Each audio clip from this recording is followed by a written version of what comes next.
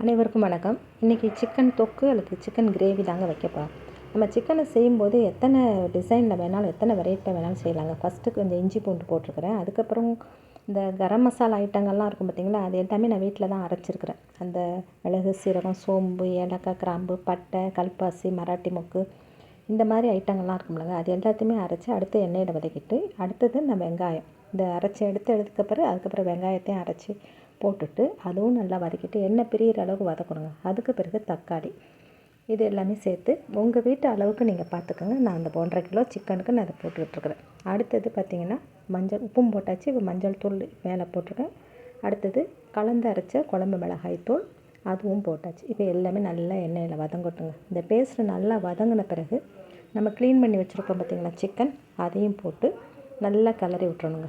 இதில் அந்த தானாகவே தண்ணி பிரியும். அந்த மசாலோடு சேர்ந்து இந்த சிக்கன் எல்லாமே நல்லா வதங்கணுங்க. ஒரு 10 நிமிஷமாவது இப்படி வதக்கி விட்டுட்டு அப்போ கொஞ்சம் தண்ணி பிரிஞ்சு வரும். இந்த லேசாக பிரிஞ்சு வந்திருக்கு பார்த்திங்களா, அந்த எண்ணெயும் தண்ணியுமா பிரிஞ்சு வர அளவுக்கு நல்லா பிரட்டி விட்டுட்டு அப்புறம் கொஞ்சமாக தண்ணி ஊற்றி குக்கரில் மூடியை போட்டு ஒரு 3 விசில் ஒரு 2-3 நிமிஷம் வச்சு நிப்பாட்டிட்டிங்கன்னா அதை திறக்கும்போது உங்கள்கிட்ட நான் காட்ட மறந்துட்டேன், கொஞ்சம் தண்ணியாக தான் இருக்கும். நம்ம அப்படியே சில பேருக்கு பிடிக்கும்னா அந்த டேஸ்ட்லேயே எடுத்து கொடுத்துடலாம். நம்ம வீட்டில் ஒவ்வொருத்தவங்களுக்கும் ஒவ்வொரு டேஸ்ட்டு பிடிக்கும் பார்த்திங்களாங்க. அப்போ அப்படி கொஞ்சம் எடுத்து வச்சுட்டு திரும்ப இந்த வடை சட்டியில் வச்சுட்டு அப்படியே இந்த குக்கரில் உள்ளதை அப்படியே இதில் போட்டு வற்ற வச்சிங்கன்னா இந்த டேஸ்ட்டில் இப்போ நான் எடுத்து காட்டுறேன். இந்த டேஸ்ட்டில் இந்த நேரத்தில் ஒரு டேஸ்ட் இருக்கும். இந்த டேஸ்ட்டில் இந்த நேரத்தில் ஒரு டேஸ்ட் இருக்கும். அதுக்கு பிறகு முழுசாக இந்த மாதிரி இந்த கிரேவி பின்னிக்கிட்டு வந்துருச்சு பார்த்திங்களா, இந்த மாதிரி ஒரு ஸ்டேஜில் அடுத்த டேஸ்ட் வரும்.